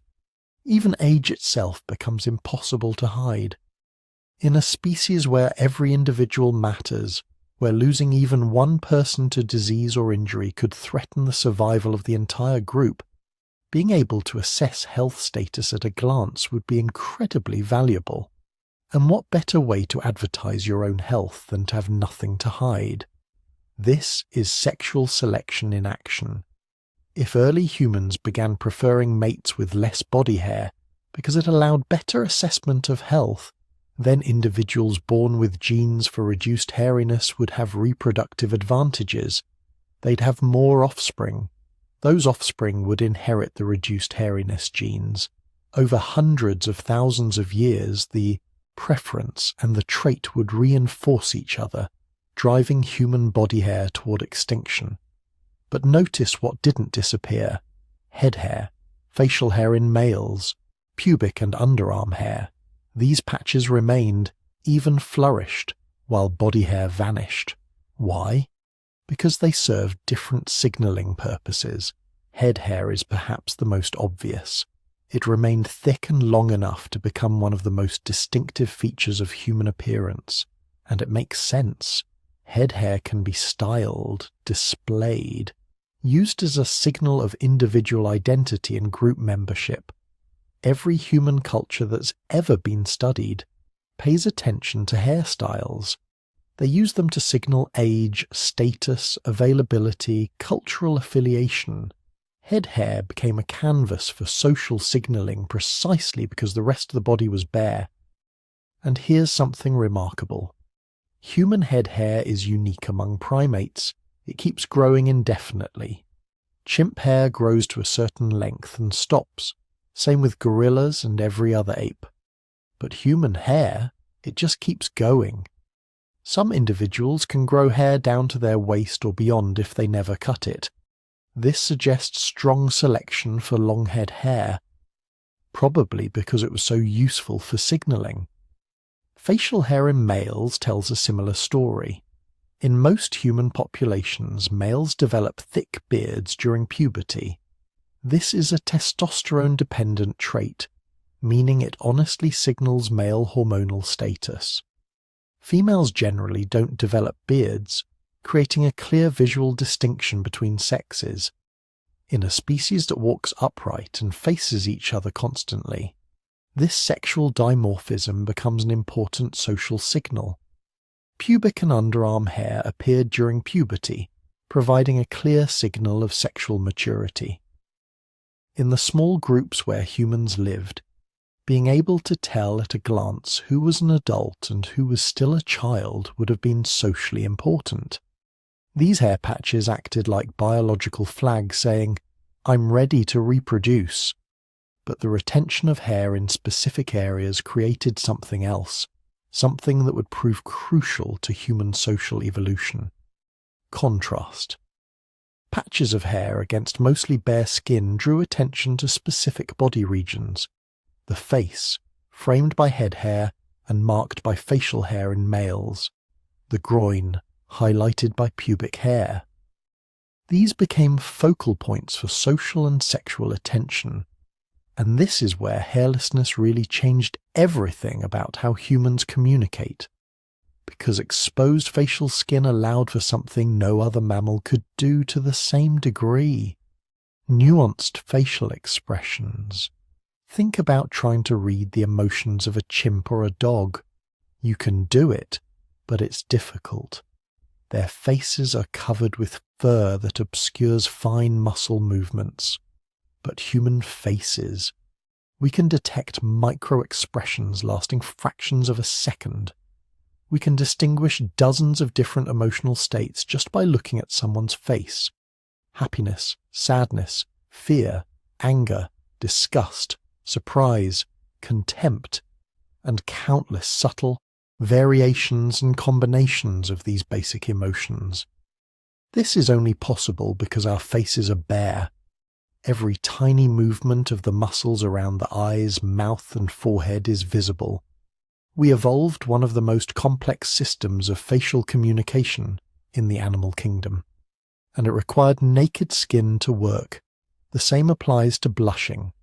This uniquely human trait only works because our facial skin is exposed and relatively translucent.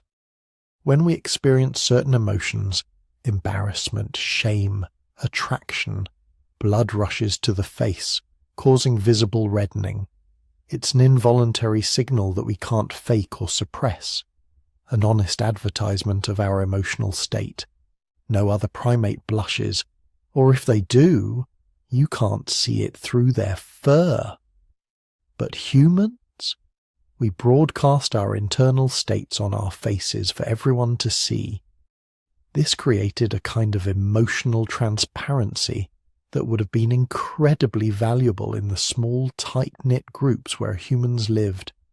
You could tell at a glance if someone was lying, uncomfortable, attracted to you, or feeling guilty.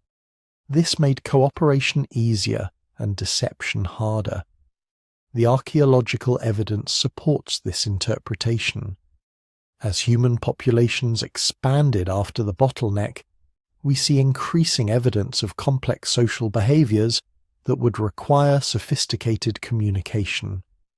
The trade networks, the standardized tool production, the coordinated hunting strategies, all of this would have been easier with enhanced facial communication. But sexual selection for hairlessness had another consequence, one that would become increasingly important as humans spread across the planet. It exposed our skin to environmental variation. And skin, unlike fur, responds quickly to different selective pressures. When humans were confined to Africa, skin color variation was probably limited. Dark skin, rich in melanin, protected against the intense UV radiation at equatorial latitudes. But as populations moved into Europe and Asia after the bottleneck, they encountered very different sunlight conditions. Less intense UV, particularly in northern latitudes where winters are long and dark. Dark skin in these environments became a disadvantage. Because skin doesn't just need protection from UV radiation, it needs to synthesize vitamin D, and that requires UV exposure. Too much melanin in low UV environments meant vitamin D deficiency, which causes rickets, weakened bones, and reduced reproductive success. So natural selection lightened skin in northern populations. Not all at once, but gradually over thousands of generations. By the time modern humans reached Europe around 40,000 years ago, some populations had probably already begun evolving lighter skin tones, and the process accelerated as they moved further north. This created the remarkable diversity of human skin colors we see today. From the darkest brown in equatorial populations to the palest cream in northern Europeans and Northeast Asians. All of it became possible because we lost our fur and exposed our skin to direct selection. But here's what's fascinating. Even as skin color diversified, preferences for certain skin qualities remained universal. Every human culture ever studied values smooth, clear, even-toned skin. Regardless of whether that skin is dark or light, the preference for unblemished skin appears to be a human universal.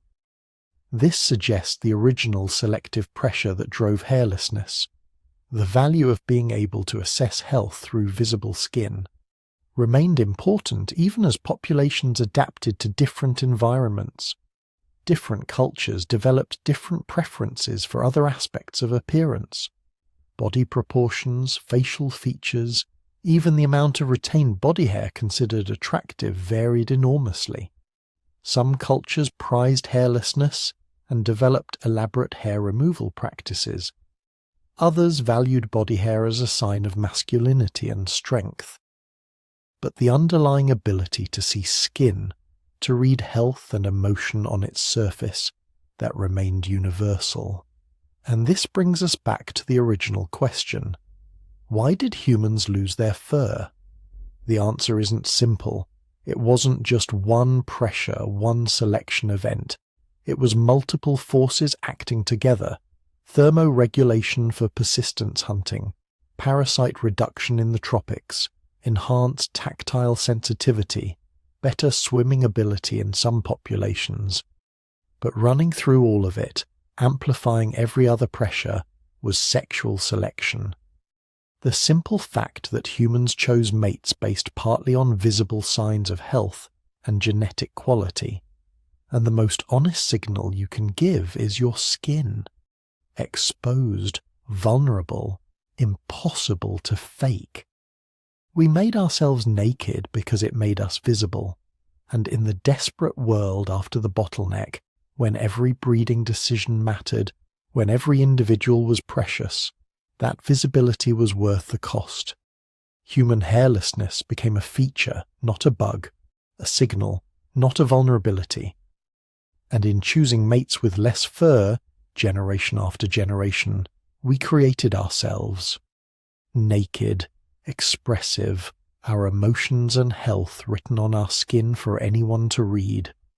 We became the communicating ape, the social ape, the ape that could look at another individual and know instantly what they were feeling and whether they were healthy enough to bet your genetic future on.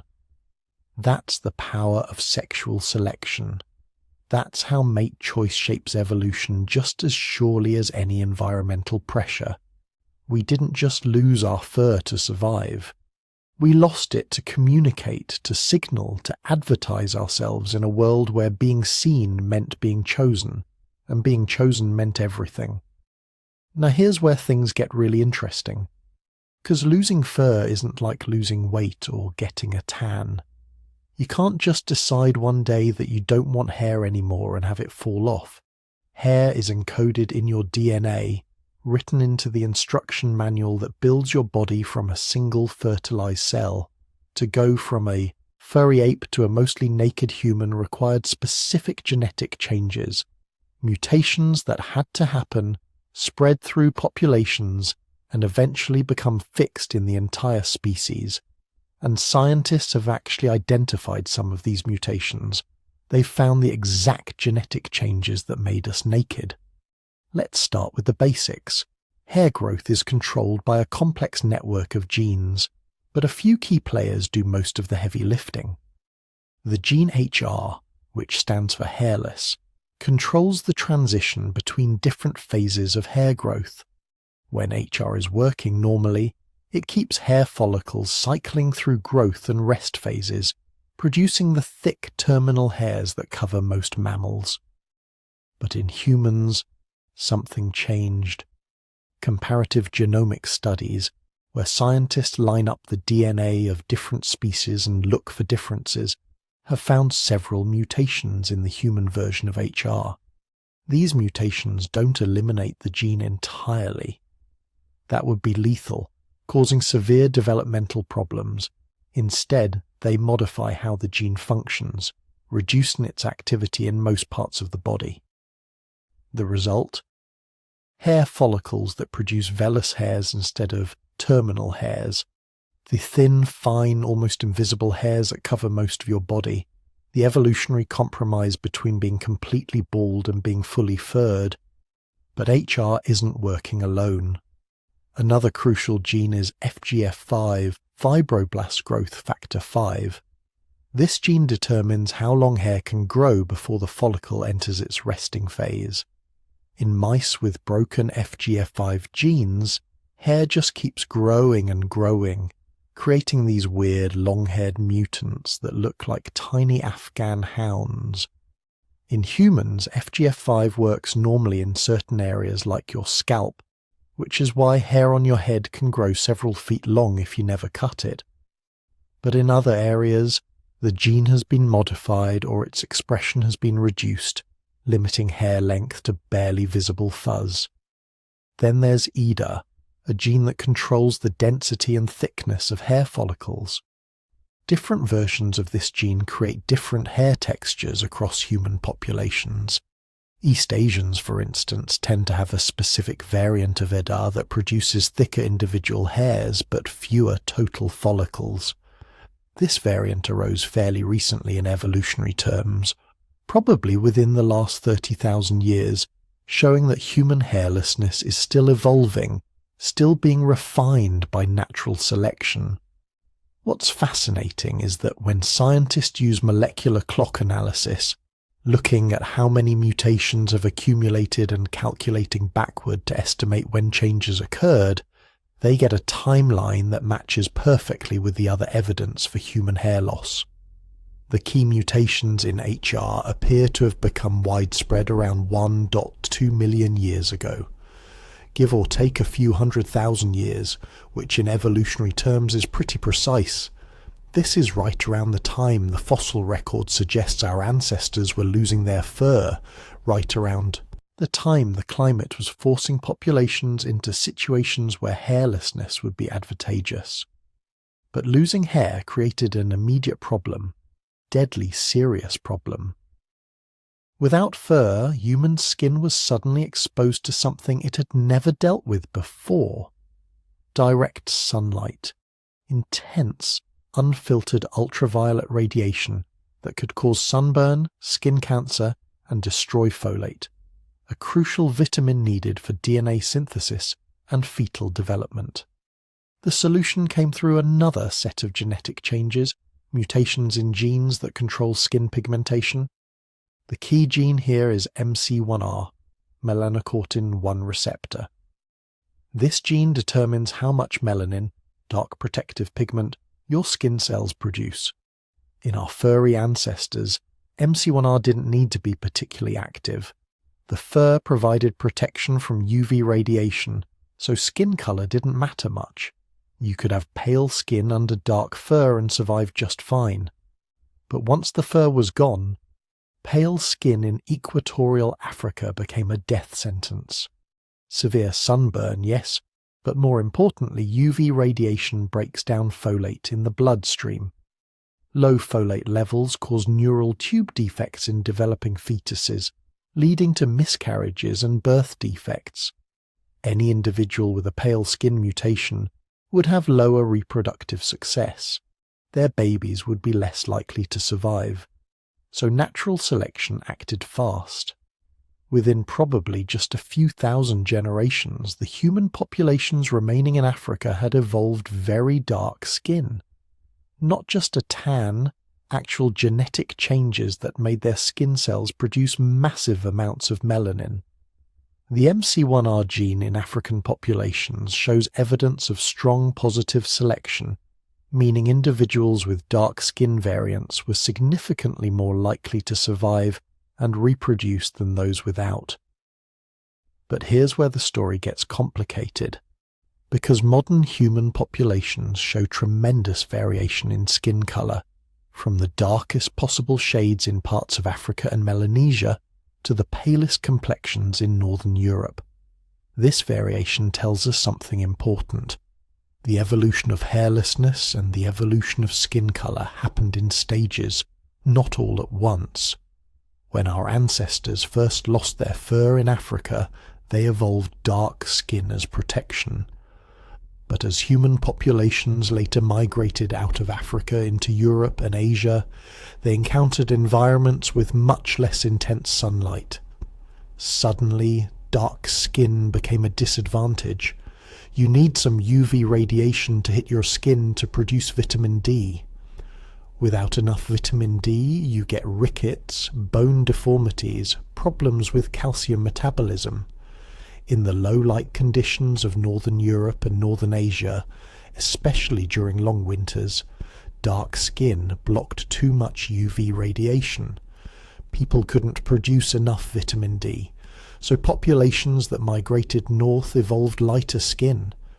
The MC1R gene shows different mutations in European populations compared to African ones, mutations that reduce melanin production. Interestingly, East Asian populations evolved light skin through different genetic changes, mutations in different genes entirely. This is convergent evolution, multiple populations independently solving the same problem through different genetic routes. It suggests that the selection pressure for appropriate skin color in different environments was incredibly strong enough to drive rapid evolution in multiple populations simultaneously. The molecular clock data suggest these skin color adaptations happened fairly recently. The variants associated with pale skin in Europeans probably emerged within the last 30,000 to 50,000 years. Some researchers think it might have happened even more recently, possibly as late as 10,000 years ago, accelerated by the adoption of agriculture, which provided a diet lower in vitamin D than the hunting and gathering lifestyle. But we're getting ahead of ourselves. The key point is that losing hair required a cascade of genetic changes. First mutations that reduced hair growth, then mutations that adjusted skin pigmentation to match local UV radiation levels. And the genetic changes didn't stop there. Remember how humans retain terminal hair in certain areas. Your scalp, armpits, groin, and for men, facial hair and chest hair. Why? What makes these areas special? The answer is in gene expression patterns. The genes for hair growth are still present everywhere in your body. Every skin cell has the complete instruction manual, but different genes get turned on and off in different locations, controlled by regulatory sequences that act like molecular switches. In areas where humans retained thick hair, those regulatory switches kept the hair growth genes fully active. On your scalp, this probably relates to thermoregulation, protecting your brain from overheating and preventing heat loss in cold conditions. In your armpits and groin, the retained hair serves a different function. These areas contain specialized sweat glands, apocrine glands that produce the thicker, odor-causing secretions involved in scent signaling. The hair in these regions helps disperse those scents, broadcasting chemical signals about your age, sex, and reproductive status. The genetic changes that made humans mostly hairless apparently left these regions alone, possibly because the social signaling functions were important enough that natural selection preserved them. Facial hair in men is particularly interesting because it's controlled by sex hormones, specifically testosterone. The genes are the same in men and women, but testosterone activates additional regulatory switches during puberty in males, causing thicker, darker hair growth on the face, chest, and other areas. This suggests that facial hair evolved as a sexually selected trait, possibly as a signal of male maturity and dominance. The genetic basis for this involves androgen receptor genes that respond to testosterone by activating hair growth programs in specific regions. Modern human populations show significant variation in body hair, and that variation is genetically determined. Some populations are relatively hairy, others quite smooth. Mediterranean populations, for instance, tend to have more body hair than East Asian populations. This reflects different selection pressures and different evolutionary histories. In colder climates, where humans wore more clothing, there might have been reduced selection pressure for complete hairlessness, allowing some populations to retain more body hair. In hotter climates, the advantages of efficient sweating might have driven more complete hair loss. What's really remarkable is how fast all these changes happened. From the first mutations in hair growth genes around 1.2 million years ago to the diversification of skin color and body hair patterns in different populations over the last 100,000 years, human hairlessness evolved in what amounts to an evolutionary eye blink. This tells us that the selection pressures must have been enormous. Individuals with the right mutations for their environment had significantly better survival and reproductive success than those without. Natural selection was operating at maximum intensity, rapidly reshaping the human body to meet new challenges, and we can see this rapid evolution in our genomes today. When geneticists look at the patterns of variation in hair and skin pigmentation genes, they find signatures of recent selection. Long stretches of DNA with very little variation, indicating that particular gene variants swept through populations so fast that neighboring DNA sequences got carried along unchanged. This is the genetic fingerprint of evolution in action, proof that human hairlessness wasn't some gradual drift, but an active response to intense environmental pressures.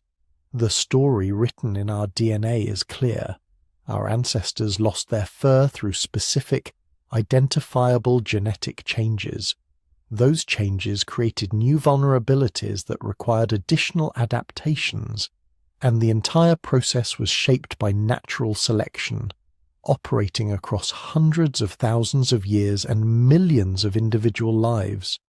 Every human alive today carries these mutations, these evolutionary scars from our species' long journey, from furry ape to naked ape. We are quite literally the descendants of the ones who survived being naked when being naked was dangerous. But genetic changes alone don't tell the whole story, because losing our fur had consequences that went far beyond just genetics. It changed how we lived, where we could live, and what we needed to do to survive. Consequences and adaptations, how humans lost their fur. Here's what most people don't realize about losing our fur.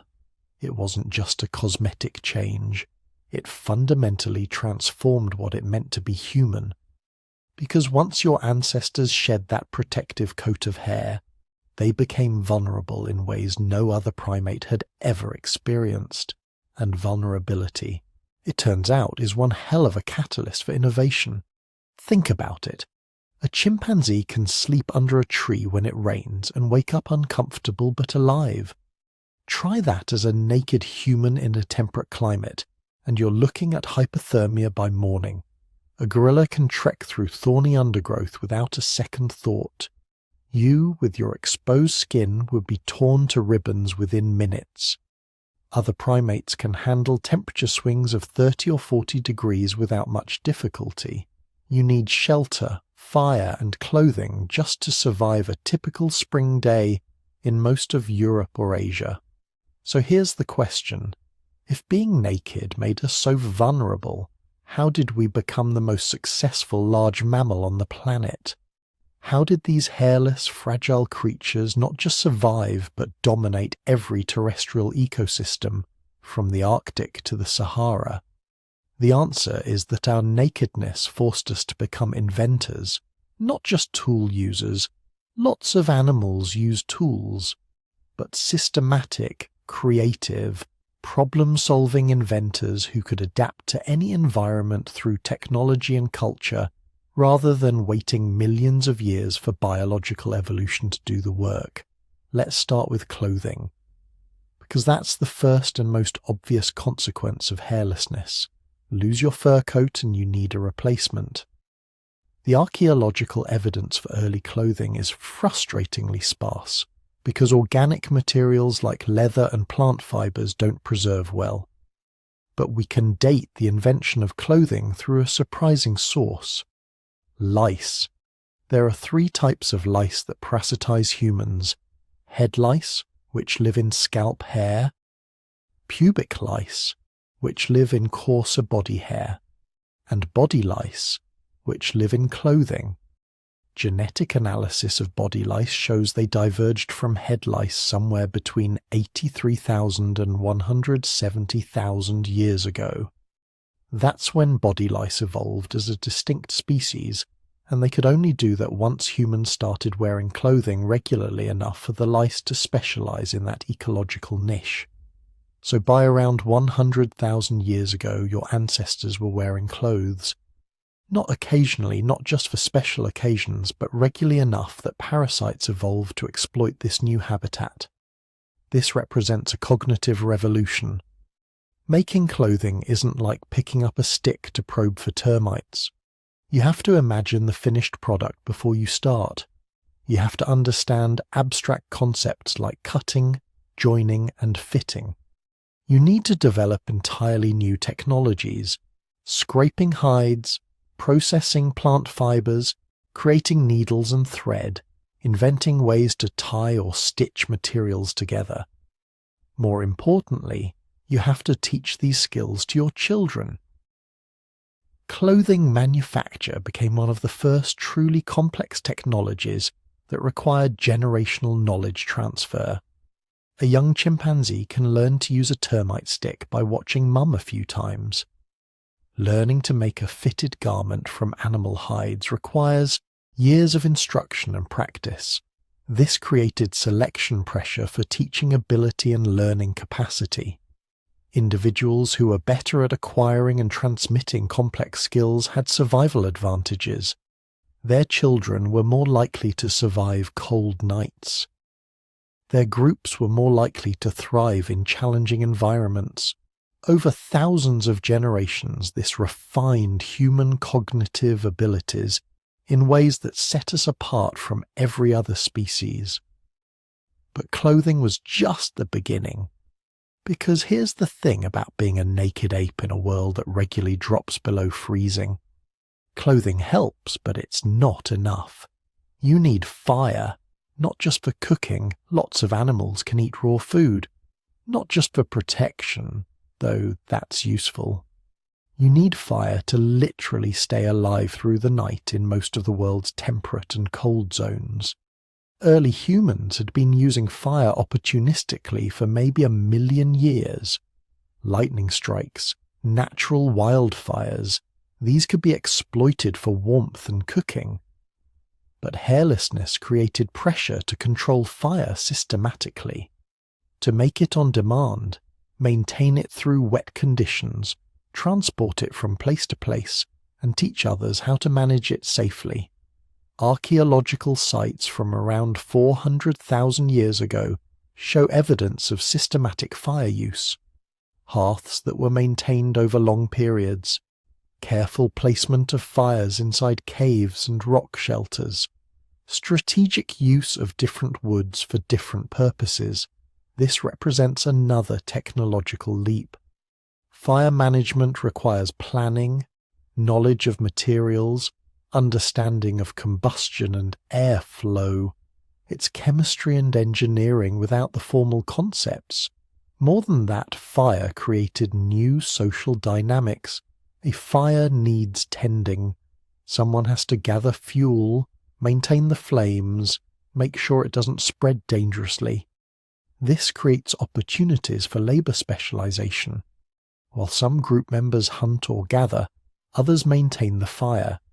While some sleep, others keep watch and feed the flames. Fire also changes when and where humans can socialize. Before controlled fire, your ancestors would have been like other primates, active during daylight, resting at night in trees or protected locations. Fire extended the day. It created a focal point for evening gatherings. Anthropologists think this is when storytelling evolved, when elder knowledge began to be systematically transmitted through narratives told around the fire. The technology that we needed because we lost our fur became the centerpiece of human cultural evolution. And then there's shelter. Furred animals can sleep rough most nights without serious consequences. Naked humans cannot. We need protection from elements that other primates shrug off. This forced our ancestors to become builders and architects. Early shelters were probably simple. Caves and rock overhangs, natural protection that required minimal modification. But caves aren't everywhere, and they're often occupied by other large predators who aren't interested in sharing, so humans learn to build. The earliest constructed shelters date back at least 400,000 years. Circles of stones that probably anchored wooden frames covered with hides or vegetation. These aren't impressive by modern standards, but they represent something revolutionary. The ability to create artificial environments, to modify your surroundings rather than just adapting to them. This skill set would eventually let humans colonize literally every land environment on Earth. The Arctic, where winter temperatures drop to -40 and darkness lasts for months. The tropical rainforests where constant moisture and biting insects make life miserable for any large mammal. The deserts, where daytime heat can kill in hours and nights get cold enough to freeze. No other large mammal lives in all these environments. Polar bears stay in the Arctic. Jaguars stick to the tropics. Camels avoid the poles. But humans, fragile, hairless, vulnerable humans, we're everywhere. Not because we biologically adapted to each environment, that would take millions of years, but because we culturally adapted. We invented parkas and igloos for the Arctic, breathable clothing and raised dwellings for the tropics, desert robes and water storage for arid regions.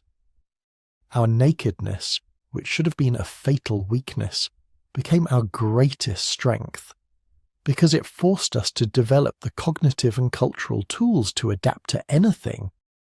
But the consequences went beyond just technology. Hairlessness changed our social dynamics in profound ways. Because when you're naked, you're visible. Every scar tells a story. Every injury is apparent. Physical condition, age, health status, these become immediately obvious in ways they aren't for furred animals. This created new opportunities for social signaling. Body decoration emerged as a way to communicate identity and status. Ochre and other pigments show up in archaeological sites from at least 100,000 years ago. Not for camouflage or practical purposes, but for adornment. Humans were painting themselves, creating visual markers of group membership, individual identity, and social status. The same is true for scarification and tattooing, which show up in the archaeological record through preserved skin and artistic representations. These aren't just decorations, they're information systems, ways of encoding social meaning onto the visible canvas of naked skin. Modern humans continue this tradition in wildly diverse ways. Every culture has developed elaborate practices around body hair maintenance. Some remove it almost entirely. Others cultivate specific styles. Some see hairlessness as attractive. Others view it as childish or weak. There's no universal standard because the meanings we assign to body hair are entirely cultural, not biological. What's fascinating is that humans are the only species that deliberately modifies its hair for social and aesthetic reasons. No other animal spends time styling, cutting, dyeing, or removing its fur. This behavior only makes sense in a species that's already mostly hairless, where the remaining hair has become a canvas for cultural expression rather than serving primarily functional purposes, and we're not done evolving. Evolutionary biologists who study human morphology have some interesting predictions about where we're heading. Because here's the thing about body hair, we're still losing it. Modern humans have less body hair than humans did 10,000 years ago, and that trend seems likely to continue. Why? Because we've created artificial environments, climate-controlled buildings, protective clothing, central heating and air conditioning. Natural selection for body hair has essentially stopped in modern technological societies. There's no survival advantage to having more body hair when you live in a house and wear clothes. There's also no significant disadvantage to having less, so what happens is genetic drift. Random mutations that reduce body hair don't get selected out because they don't affect survival or reproduction. Over thousands of generations, these mutations accumulate. Some models suggest that in another 100,000 years, humans might have even less body hair than we do now. Perhaps retaining only eyebrows, eyelashes, and scalp hair, which still serve clear protective functions. But here's what's truly remarkable. None of this matters for human survival anymore. Whether we have more body hair or less, whether we keep our remaining hair or lose it entirely, it won't affect our ability to thrive on this planet, because we long ago transcended the biological constraints that limit other species. We lost our fur and had to invent clothing. That made us inventors. We needed fire and had to control it. That made us engineers. We required shelter and had to build it. That made us architects. Every vulnerability that came from our nakedness forced us to develop new capabilities, new technologies, new social systems, new ways of understanding and manipulating the world around us. And that's the real consequence of hairlessness. It didn't just change what we looked like, it changed what we were capable of becoming. It transformed us from just another African ape into something unprecedented. A species that could adapt to any environment not through evolution, but through innovation. A species that could colonize an entire planet, not by developing specialized biology for each habitat, but by developing the cognitive tools to create specialized solutions for each challenge. We are naked because our ancestors needed to run down prey under the African sun, or because they spent time in the water, or because they needed to avoid parasites, or because sexual selection favored it. Probably all of these reasons played some role. But we are human, truly human, because being naked forced us to become something more than our biology. Something that could survive through creativity rather than adaptation, through culture rather than evolution, through innovation rather than instinct. That's the legacy of hairlessness, not just the strange appearance it gives us, but the extraordinary capabilities it forced us to develop, the technologies, the social structures, the cognitive abilities that make us unlike any other creature that has ever lived on this planet. We lost our fur, and in losing it, we gained the world. So here's where we end up after following the trail of our missing fur across millions of years of evolutionary history, with a simple but profound realization. There was no single moment when humans lost their hair, no dramatic mutation, no sudden evolutionary leap, just layer upon layer of evolutionary pressures, each one pushing our ancestors toward increasingly bare skin. The Savannah hypothesis, running under the brutal African sun, needing to dump heat faster than any other mammal. The aquatic ape theory, maybe spending enough time in water that fur became a liability rather than an asset. The parasite problem, every louse, every tick, every disease carrying insect providing natural selection with another reason to favor hairless individuals. Sexual selection.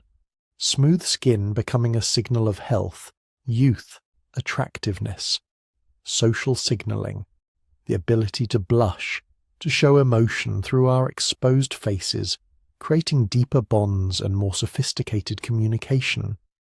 None of these explanations alone is sufficient, but together they paint a picture of evolutionary forces converging on the same solution. Hair had to go, and when it did, everything changed. Because here's the thing about losing our fur. It wasn't just a cosmetic change. It was a cascade that shaped nearly everything that makes us human. Without hair, we needed clothing. The development of clothing required planning, tool-making, abstract reasoning. It pushed our ancestors to think ahead, to prepare for future needs.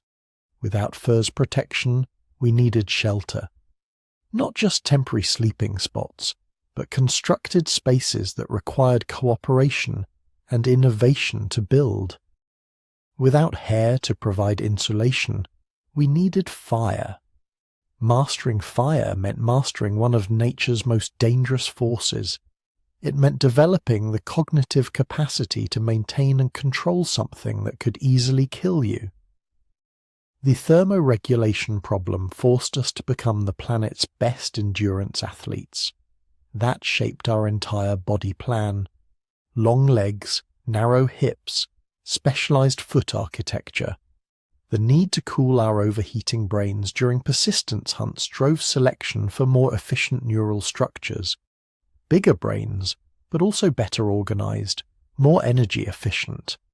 And the social aspects of hairlessness, the ability to read emotions on bare faces, to signal through blushing and complexion changes that laid groundwork for the sophisticated social systems that would eventually let us build civilizations. We are naked apes, and that nakedness connects to language, tool use, art, culture, everything that separates us from our closest primate relatives. All of it traces back, at least in part, to those first ancestors who started losing their fur under the African sun millions of years ago. The ones who discovered that bare skin could be an advantage if you were smart enough and social enough to work around its vulnerabilities.